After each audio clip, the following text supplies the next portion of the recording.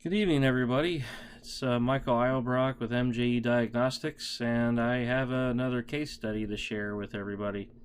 I'm working on a 40-foot New Flyer bus with a Cummins ISL9 engine in it that has a check engine lamp, and the code is 2272, which means that the Egr valve position sensor circuit has a voltage below normal or shorted to low source. The history on this vehicle is it's already had a brand new Egr valve thrown at it, and it's had a new pigtail thrown at it as well. So after gathering that info, I decided to get a schematic out and look at it and see what I'm dealing with and figure out a game plan. So let me show you the schematic. I actually redrew it. So here's the Egr valve. It basically has a 5-volt supply for all the position circuits here for C, B, and A. And then you have 3 motor legs. It's a 3-phase brushless motor on this Egr valve. And it also has the return right here. So how the valve works is, if the computer wants a certain amount of flow going through the intake, it turns on the legs, certain legs for the 3-phase motor, and then it moves the motor and it pushes against a spring in that valve to help give it some resistance. So it can know, so the computer can know how much current's flowing, and then it can also use that to tell if, you know, do I have something binding or is it not enough resistance? Okay, so it uses that to command it. It's 3-phase, and then when you get at a certain position with the valve, it sends out a 5-volt signal out of here on the valve, and then it goes to the ECM. So depending on where exactly that valve is inside of there, it then sends a 5-volt signal. Now I don't know the exact makeup of this valve. I've never ripped one completely apart, but I am theorizing that there's probably some Hall switches in here that senses when it gets at a certain position. You know, there's a magnet in there. And then when it gets past it, it then sends a 5-volt signal to the proper circuit for whatever position the valve is supposed to be in. Okay? So in a nutshell, that's how this valve works. So after looking at this, I decided, well, I want to see what the position circuits are doing. So I ended up taking my eScope Elite 4 channel. I hooked up to position C, B, and A. And then I also took a current clamp and I went around the Egr valve return wire right here. Okay. So then I could look at the current of all the legs at the same time. So when it would energize a certain leg on here, it doesn't matter that my clamp's on ground, but it doesn't matter. So if it energizes B, it goes through B, and then it goes through return and shows current flow. So that way I could look at the current of all the legs at the same time. So now that everyone knows my game plan, let's take a look at, you know, the first some of the captures that I did. So let's go here to the actual hookups on the engine first to show you what I did. Here's all my connections with my piercers. I'm at the pigtail. I basically got as close as I could get to check the entire leg of those circuits, and then I've got my current clamp in there. Now, yes, I'm piercing wires. When I'm always done with a repair, I always repair the wires if they need repaired. If they don't, then I use liquid tape, let it dry, and then I tape everything back up properly. So I always do that anytime I pierce a wire, and so should you as well. So now let's go to the first capture that I did on the Egr valve. And I did it in a measure deep record. As you can see here, channels 1, 2, and 3 are the position circuits, so one off at a time here to show you. And they're all here. So if you look, they all seem to be pretty close together. Let me zoom in on one of these.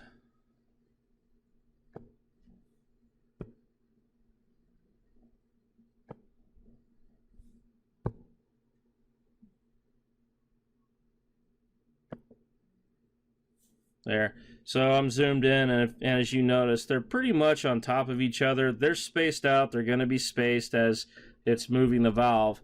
And this is on a key on cycle. Okay, you turn the key on, you cycle it to see the operation of the valve. And this is really the only way you can do this in the bay to test it, because in Common Sense Sight, there's no bidirectional test to turn on the Egr valve. So your options are you do a key cycle, because on any key cycle with a computer, it's always testing all its inputs and outputs to make sure that they're working properly. Or if you absolutely have to, you have to go run the vehicle, go down the road with it, hook into it, and do it that way as well. But luckily on this system you can do a key on, and you can get some good data by doing it this way. So all of these are pretty much on top of each other. It's a 5-volt signal, like I said before, so let's get some cursors here. Let me zoom this out a little bit more. There we go. And let's just go about right here. As you can see here, it's about 4.9 volts. And here it goes up a little bit, but that's not too much. I'm not too worried about that.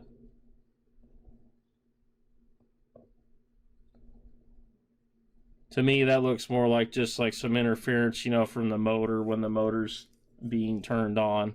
So that's nothing to worry about. So right now, everything looks pretty good.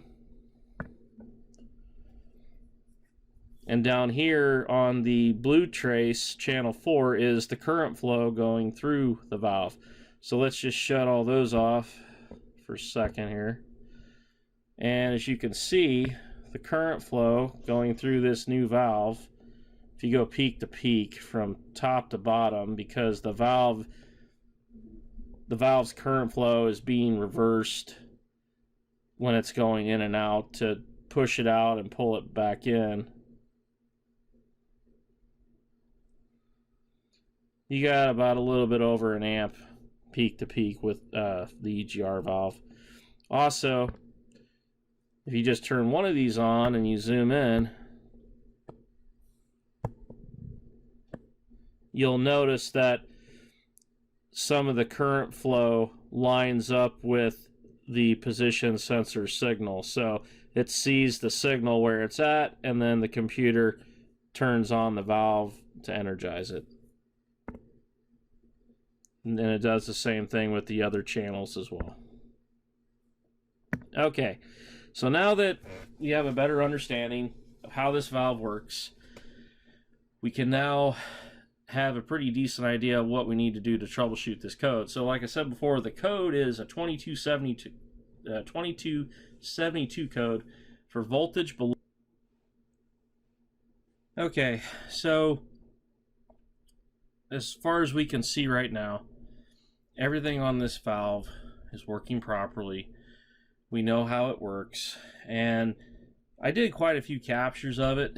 As you can see up here, file 4 is presented. Couldn't really get it to act up a whole lot, so then I decided, you know, I think what I'm going to do is I'm going to put a load on the circuit and then watch it in conjunction with the e-scope and see if I can get lucky that way.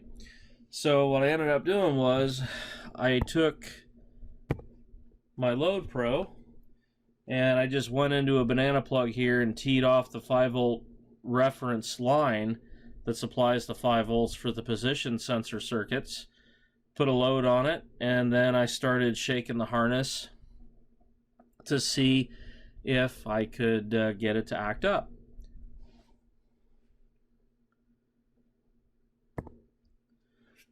So let's go to the capture where I got it to fail.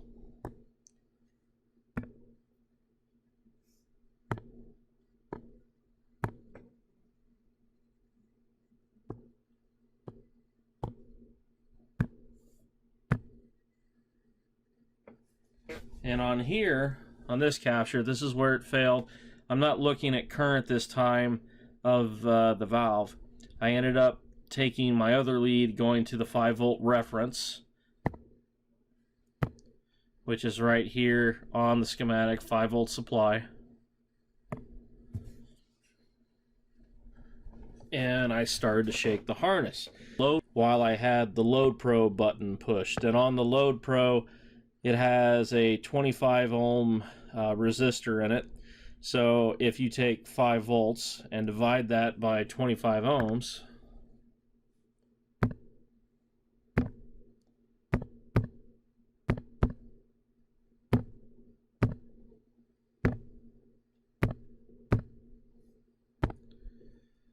you get 2/10 of an amp or 200 milliamps. So on a circuit like this, that's a pretty good load. So most of the time when you put a load like that on a 5 volt reference, if you need to find a problem, you'll be able to find it. So anyway, I loaded the circuit, and as you notice here, the blue trace here is my 5 volt reference. So here, if you notice, see how it's kind of squiggly? Well, that's me shaking the harness. And then finally, I gave enough of a pull where I finally got it to drop out.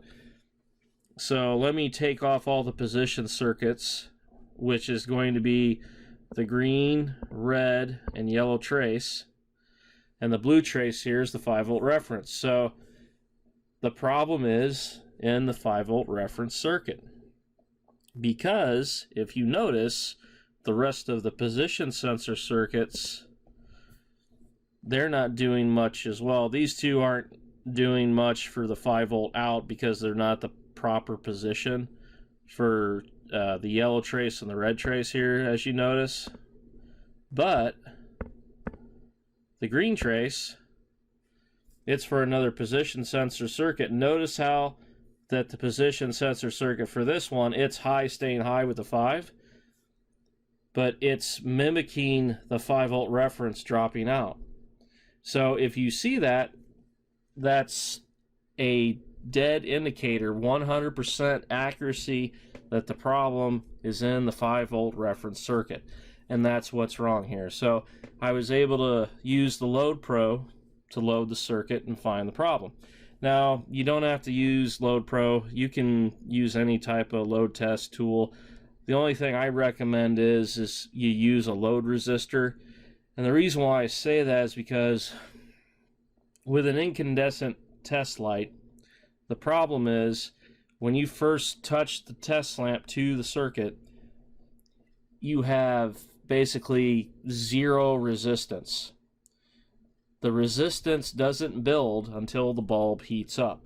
So when you touch the test lamp, you get an inrush of current, and you can potentially damage computer circuits, computer, drivers, stuff like that. Now, I haven't heard of that happening a whole lot in the field. It's not very common. However, there is a chance. And to avoid that possibility, and this is just me, I prefer using a load resistor, because on a load resistor, you're not going to have that inrush. The resistor is going to resist it and cap it off. So later on, I'll do another video showing the difference between using incandescent test lights compared to resistors, load resistors to load circuits, and you'll see the difference when you do it on a scope. It'll be night and day difference. You'll see it. So anyway, so after I saw this, I knew the problem was in my 5-volt reference circuit, and I needed to address that. And it ended up being a broken wire further down in the harness. The problem was we couldn't find it, and it's a real pain to get in there to find the harness, or the problem in the harness. So what we ended up doing was I ended up replacing the entire wiring harness to fix the problem. So, but anyway, that's pretty much it in a nutshell. That's how you diagnose a problem on an EGR valve position sensor circuit. And it's quite handy to understand how to do this, because on this particular model, for example, trying to disconnect the ECM connector and do ohm and meter checks, it's a pain in the butt. You only have so much room to get that connector off. It's hard to get in there, to work in there. Using a scope in this situation is way more efficient. You get a lot more information, and you can see voltage over time and see what's happening, because this can sample a lot faster than a voltmeter. So if you measure these drops, let's just look at a couple here. Let's get the cursors.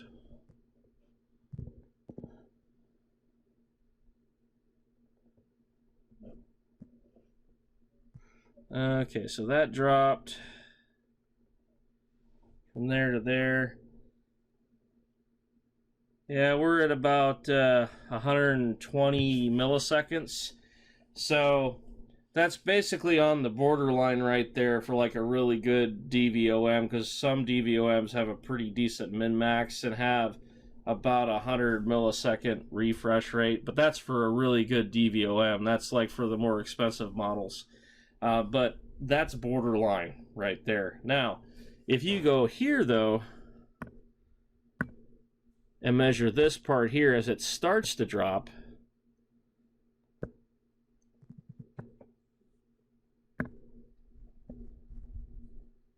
let's measure here. So I guess probably let's see what it is from here to there. All right, so right there, that's like 5 milliseconds. So a DVOM isn't going to catch that, ladies and gents. So you need a scope. You need a scope to find these problems. Trust me, it'll make your life so much easier if you learn how to use one and start getting efficient at using them. It's been a game changer for me for about 7 years now. So, and I haven't looked back. So, bottom line, you need a scope. So, but anyway, I hope everyone enjoyed this case study. Later on, I'll be doing more videos, and I'll actually be doing, like I've said before, more videos of me doing training, and I'm gonna start selling them online. That is coming. Just gonna have to be patient with me. I've got a lot of things on my plate. So, but anyway, I hope everyone has a good evening, and take care. Thank you very much for your time.